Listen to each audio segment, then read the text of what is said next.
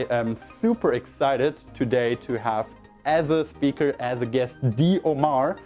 She has been working with personal development and as a public speaker and as a coach for a while. She has been on TV. For the Swedish ones of you, maybe you've seen Farmen. The show is still running. She was on that. She recently came back from a Scandinavian tour, which I'm super excited to hear about later. But first off, she's gonna give us a talk about how to become happier in 5 steps. So without further ado, please welcome Dee Omar. Woo! What an introduction. Stage is yours. Oh, it's a beautiful one. Hi everyone, I'm Dee Omar. I've been working as a coach and a speaker for a while, and this is truly my passion. So what we're talking about today is how to become happier, and essentially, especially with the weather here today, or this season, like the winter time, I want to say thank you all for being here today, choosing to be here when you can be doing anything else out there. So first of all, thank you all for being here and taking your time. I am going to make the most out of this time with you guys. I give a lot of energy when I do these talks, so I'm hoping to get a lot of that back. So the first question I have for you is, who here wants to be happier? Raise your hand. Okay, so how do we do that? How do we actually become happier with our lives? The only way, and truly the best way of becoming happier, is knowing who you are and why you're here. I live a very mission-oriented life, which means I know why I'm on this earth for. So every single day when I wake up, I know what I'm supposed to be doing. So people ask me, how come you have so much energy? Like, I wake up 5 a.m. in the morning, I work out, I do all these things, and it's just crazy. I go to bed about 11, 12-ish. So I survive on 5 hours of sleep every single day. But you can't tell. Like, I'm so excited about life in general that people just go, where do you get your energy from? And I say, genuinely, it's because I live a mission-oriented life. So what does that mean? Why am I here? I figured out why I'm supposed to be here. I'm supposed to be here because I'm supposed to inspire every single person I come in contact with to do more of their lives. Okay, whatever they do, I want to inspire, touch their hearts so they know what their mission is, so they can go out there and do more of life. So that's why I'm here. And I help people find out why they are here. And that kind of ignited this fire in me, and this is why I'm doing every single day. So how do we do this? How do we go about doing all of this? So I come up with a 5-step system that I'm going to share with you here today. It's quite simple, but it's quite tricky at the same time. So the simple step is we identify the now. We can't go wherever we want to go unless we have identified the now. And the now we divided in 3 different sections, the 3 sections that take the most out of our lives. It's finances, it's time, it's relationship. And these are the 3 areas I've come up with because I keep asking my coaching students, so what are you struggling with right now? And it's the same excuses time after time after time. I've seen a pattern.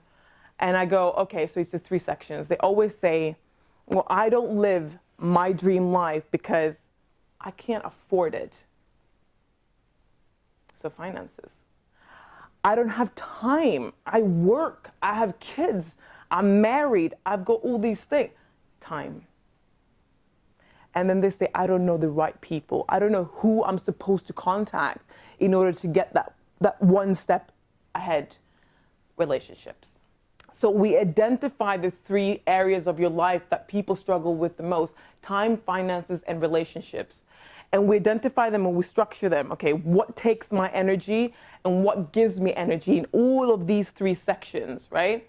So a lot of people say, oh, well, I don't have time. But it's not about time. It's about your energy. Where are you putting your energy? Where are the focus going?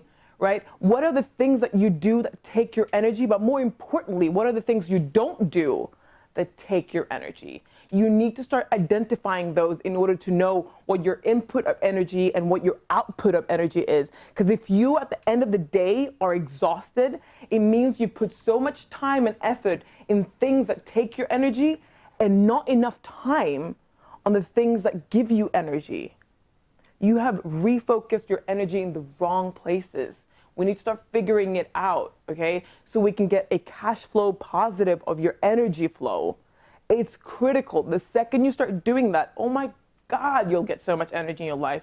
You will do more than the average person. We all have 24 hours in our day, yet some people spend so much time on things that don't matter and they don't do enough with their time, while other people with the same 24 hours do so much.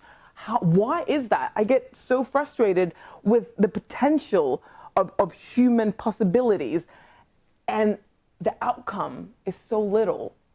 And it's because we focus our energy in the wrong places. So that's the first thing that we do with my coaching students. All of this that we do it at a workshop that's called Design Your Life, which I coach through. It's a whole day we spend together and we go through all of this. So I'm just gonna give you small tasters. So that's the first section. We start with the now, okay? After we've identified the now and we've structured, we've checked out your balance account, the bank account, your everything, we know where your finances are, who the people you hang out with, why you spend time with those people, the now, we go to the second step, which is your blockage. There's a reason why you are where you are today. And it's because of the belief systems of who you are, who you think you are, right? There's things that are blocking you. There are things that you believe in yourself, about yourself, that are blocking you from getting the life you deserve to get. What are those blockages? What is it that's stopping you from getting the life you've always wanted? So we go through your blockages. The reason why we go through the blockages is because if we start designing your life, the exact life you've always dreamt about, with the belief system of who you are today, you will go through your life and going through your plan, your success plan, and you will realize it's not going through. It's because of your blockages. So we need to identify the things that you do, the things you say, the things you tell yourself, the thought process that goes through your mind about yourself and about your circumstances. So we can go, okay, this is what I do every single time I get to the point where I need to make a decision. This is exactly what I do that stops me. Once we start identifying those, we can say, okay, not today. Not today. You're not blocking me today because I know you exist, right? Then we can jump the hurdle. But a lot of people haven't identified what's blocking them. So that's the second step. Then we go to the third step, which is design. Oh my God, this is the part where I get the most excited, but it's also the part where I get the most frustrated, internally frustrated, because a lot of my coaching clients, I tell them, okay, design. Let's design the life you've always wanted, right? I'm talking no boundaries. You do whatever you have in your mind and your heart, start designing it, right? And every single time, without fail, their design, their dream life is so small because we've been programmed time and time again to think smaller and smaller, to fit in a box. So when I give you permission to dream big and go for it, you're so programmed in your way of thinking that your dreams aren't big enough. So every single time I do this exercise, I have to push the boundaries even more.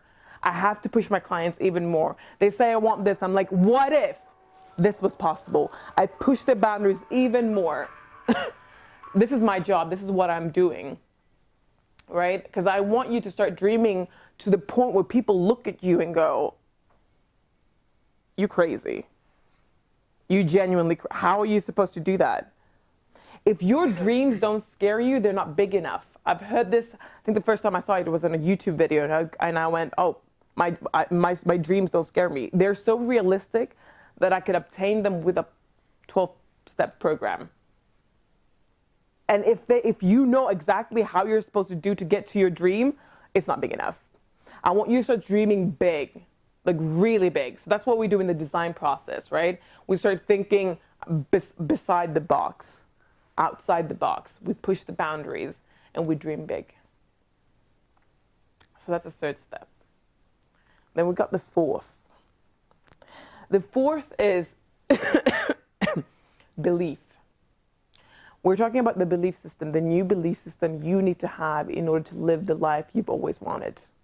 You know, you need to start reinventing who you are. You need to say stuff like, I am, and then something positive. Because whatever you say after I am is completely and utterly true. Whatever it is, whether it's positive or negative, whatever you say after I am, you will find proof to prove the fact that it is the truth, right? I had a coaching client once, and she was overweight. She has a lot, excuse me. And she goes, well, Dee, I want to lose weight. That's a beautiful goal. Okay.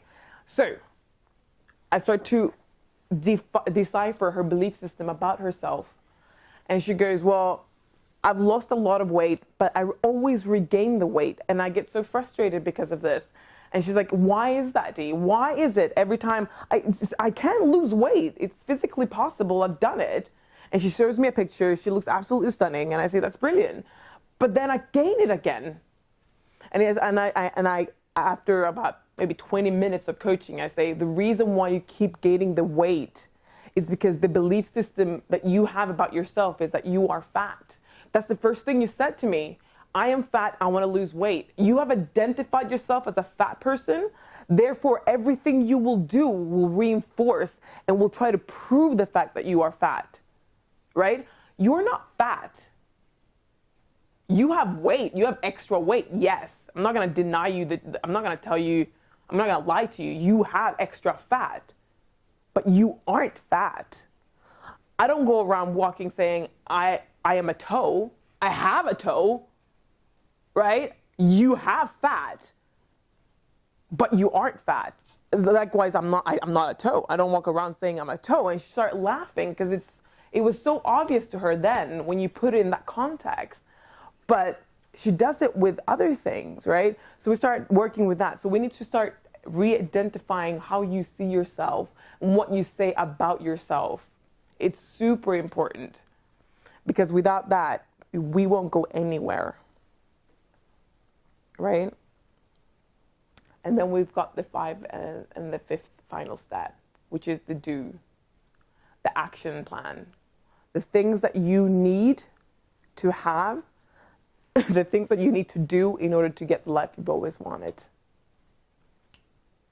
Because it doesn't really matter if we wish about it and we have great thoughts about it, unless we have a action step program. How am I going to do this? What's the first step? We don't need to know the whole thing. Like I said, Big Dreams doesn't have the whole system, right? But we need to have a sort of, okay, this is what I want to be in 12 months. I need to divide it into 12 different sections, and this is how I know, how I'm going to measure that I'm going in the right track, that I'm on the right track, I'm going towards the right thing. It's the action steps. So this is what I do, and I've given you a short, very, very short, intense, compressed kind of system that I do. It's 5 systems, 5 steps in the system of how to get the life you've always wanted. But essentially what I want to tell you the most is you need to figure out who you are and what you stand for. This is imperative. Who are you and what do you stand for? Why do you do the things that you do in your life? It is so important because otherwise you're just wandering around doing things by accident. There's so many people living their lives by circumstances. They let circumstances define who they are and what they're going to do. Don't let circumstances define your life. You have one life. You decide what you want to do with your life. The circumstances may happen and you have a choice to react however you want to react to the circumstances, but do not define yourself by your circumstances. You figure out who you are, what you stand for. The rest is history. Thank you very much.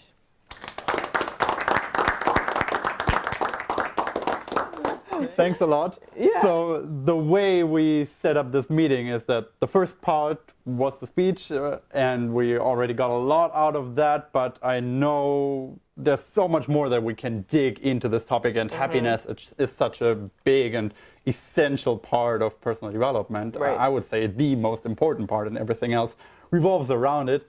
So we're going to have a Q&A session. I have a couple of things that I want to get off my chest and simply ask you, but then of course you guys are more than welcome to join in and ask away. Yeah. I guess the really first question I would have is, do people always have to be happy? Because this was a big one for me. Like, I always assumed this is the main goal of life, and later when I got into personal development, I thought this is the main goal of personal development, Right. to increase your overall happiness. I'm not the guy who wants to have $1 million necessarily. I don't want to be the guy with the perfect six-pack abs, but I want to improve my overall happiness. Right. So that was like my jumping off point, and then I got deeper and deeper into it, and I thought, well, actually you don't maybe necessarily have to be happy all the time. You just have to like still be able to enjoy what is happening, even though you don't feel that feeling of happiness. Right. So I would love to hear what your thoughts on that are. Okay, so here's the thing about happiness. It's kind of misconstrued notion. Happiness, what people think, is a constant state of being. It's not. You can't. It's physically impossible to be happy constantly, right? So you have to redefine your definition of happiness. Happiness is a state of being that comes and goes, as any emotion, right? And it's a healthy balance. You won't know happiness unless you know sadness, right? So being in a constant state of happiness is physically impossible, right? And also we have to redefine what happiness is for you. Because like you said, your version of happiness isn't six packs, right? Your version of happiness isn't this and that, but what is it? You need to identify what it is your happiness is, right? And it's completely different from his, hers, and mine, right? So define what happiness is for you. And happiness essentially is progress. The second you start progressing in your goals and you're growing, that's when you feel happiness. It isn't when you've reached your goal. It's when you feel like you're going towards your goal. I work out intensely, right? And I have a version of this is what I want to look like. But I get happiness while I go to the gym and work out, and I know I'm going towards the goal, right? And not actually when I get it. Right. It's the fact that I'm going to, and I feel it every single step. It's like I'm getting closer. That is happiness. Right. Yeah, so not being result-oriented, but more process-oriented. Yes. Yeah, I love that. And definitely a healthier mindset, because you really don't depend on the outcome. Right. You don't have to reach that goal in order to reach happiness. Exactly. You have happiness all along the way. And because you can't control the outcome. Exactly. This is the thing. You can control your progress, right? You can control what you do, but you can't control your outcome. And if your happiness is based on your outcome, God, you are so, it's what I'm talking about, people who are defining their life by circumstances. If you're focused on your results, it has to become true. The results has to happen in order for you to be happy. Wow, you're riding a lot in that fact. But if you change your perspective and just, it's about growth, you're growing continuously. It's every single day. It's undeniably a fact that you're growing every single day. So you'll be happier with that mindset rather than that. Yeah. Another thing that you mentioned is that sort of the foundation of eventually finding happiness or working towards happiness is to know yourself. Yeah, super and important. To know yourself really well, which I think is something that we all could agree on, but then the steps are not exactly clear. Like there's nobody like teaching you in high school, like, okay, this is how you get to know yourself. Yeah. And, I mean, I mentioned I just turned 30, and I felt like the last 30 years I was spending a lot of time just getting to know myself, which is kind of weird because I've been around myself my entire life. And you I still don't know your life myself. figuring out who you are. Exactly. So it's because you're growing. It's a progress, like we were talking about. Yeah. Continuously. Totally. But do you have like something you teach your client? Like if they say, okay, I'm actually not sure who I am and what I want, like do you say, okay, this is what you should do in order to at least accelerate that process? Mm-hmm. So it's a it's a system where we go with my clients is how do you know who you are? We start figuring out what your values are and your belief systems. These are the things that you tell yourself about yourself, and it's your truth about who you are, how you see yourself. So how you see yourself is always the version that you're portraying. Yeah. And how you treat yourself is how other people are going to treat you. That's the thing. So we need to figure out how we're going to figure out who you are is by your belief system and your values. And belief system values are such a big concept, but if you break it down, it's not that difficult. It's in your actions. Everything that you do, everything that you prioritize in your day is saying who you are.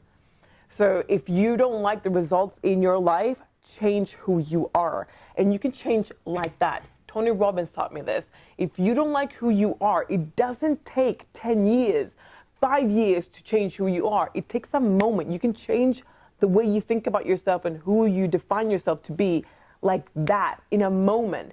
It takes longer because you think, okay, you get to the point where there's no point of return. There's no other way, right? You're in so much pain that there isn't another outcome except for change. That might take you 5 years in a bad marriage before you say enough is enough. But the decision is a moment. You make a decision, I'm going to get a divorce, I'm going to stop working out, I'm going to stop doing this, I'm going to start doing this in a moment.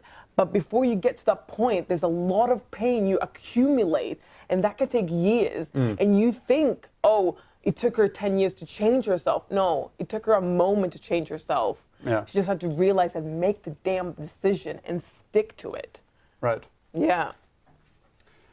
When you say you have to change your beliefs about yourself, you have to reframe the way you see yourself when you look in the mirror, but also when you look at your life. And maybe you're not satisfied with your life at that particular moment. Can be a tough moment, I'm sure, to realize that and to actually admit that to yourself, that you maybe need help with figuring something out in your life. How do you help people to change their belief system about themselves? Because it's something so deeply ingrained in us. The older we get, the more we are kind of fixed in this like mindset of who we are and what we believe about ourselves. Right. How do you break that up? So here's an interesting thing that you said. You said about this is what I think about myself, and you don't like the results in your life. The reason you have the results in your life is because of your belief system about yourself. They're not two separate entities. It's a reflection of who you are. Your life, everything in your life, the good and the bad, is a reflection of yourself and how you see yourself. It's a result.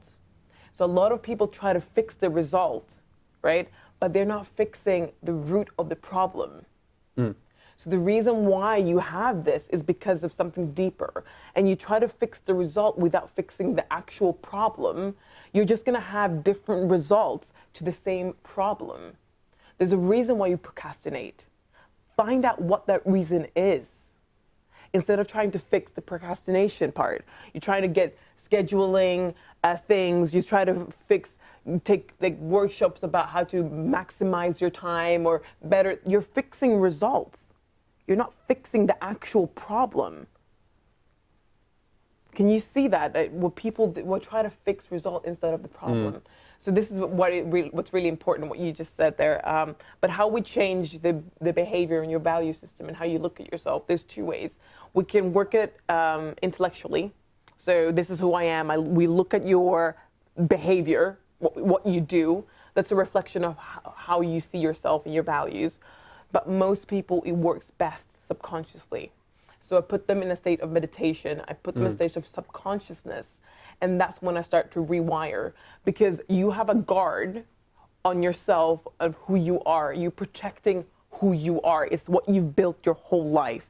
So if I try to have a conversation to figure out what your values are and who you are and what you stand for, you have this wall against you. I can't really penetrate it. Right.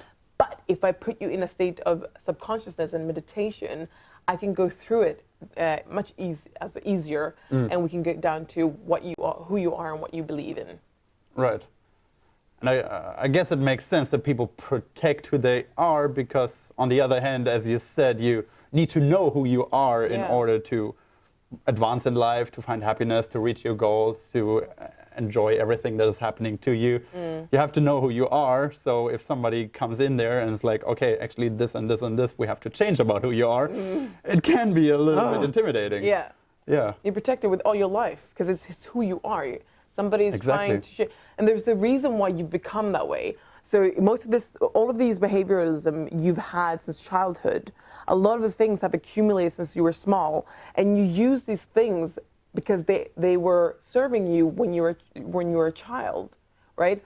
But these behavioralism, these patterns are not serving you anymore, but you hold on to them because it's all you've known. And people tend to hold on things that they know about rather than seeking discomfort and going to something different. But you will never get new results unless you do new things. And you need to become a new person, not completely, but there are aspects that we need to change about yourself to get newer results. And this is what I work with. I once heard this analogy of like people kind of being like onions, and you can peel away the layers to get to the core. And I mean, it's still an onion. It's not like it's turning into something completely different, but you get deeper and deeper into what the essence of it is. Right.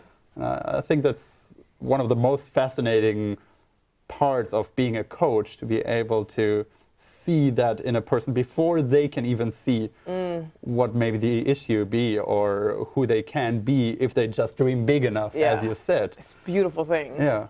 And then to actually be there for the process and see them accomplish that. I can imagine that's really rewarding. It's a reward. It's genuinely the best job I've ever had. I've done so many things. I've been a stylist. I've worked with kids. I've kindergarten. Yeah. Everything between heaven and earth. Waitress. Everything. This is the first thing that I've done where I felt like everything about myself and my 6 basic human needs are being fulfilled. Yeah. And this is Tony Robbins, the 6 human needs. Check it out if you haven't.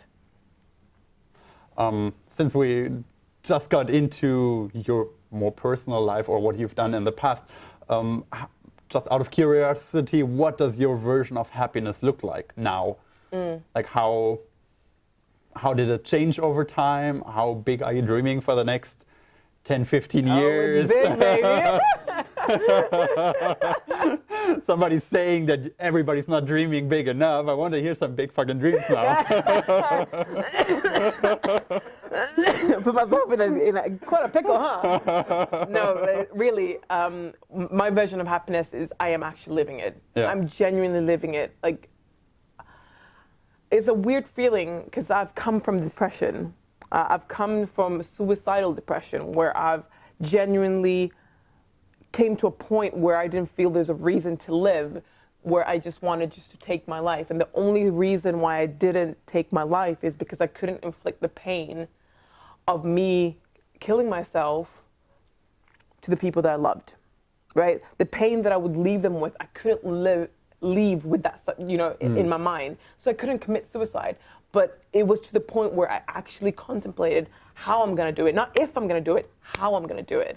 So coming from that kind of pain to living today and seeing so much beauty and so much potential in the human race, what we can do with our mind and the willpower of life, like genuinely just loving life, being passionate about life. It's a complete, like the coin, right? Yeah. The other side of the coin. So the fact that I'm alive, I'm healthy, I'm working with what I love to do, I'm living a mission-oriented life, that for me is, it's happiness. Yeah. It's pure bliss. And the fact that I get to do this every single day in any forum, I do it everywhere I get to, like on the subway, I'll speak about passionate life. That's the point. I'm that person to be like, oh, you don't know what you want in your life. Let's just have a talk right here. And I'll talk to people and just like, this is what I love to do. This is what I want to do every single day of the rest of my life. Like if I would die today, I'll die happy. Yeah. Yeah.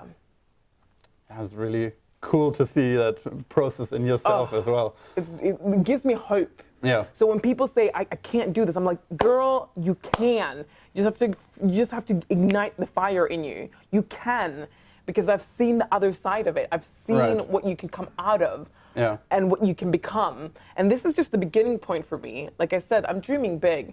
Like, I'm going international. I'm talking about in a year's time, I'm standing on a stage with Oprah Winfrey and Tony fucking Robbins, who saved my life, on stage, and we're talking about living a passionate life. That's what I want to be a year from now. Listen, I'm going to be alive for a very long time. This is the first year. So you know, I dream big.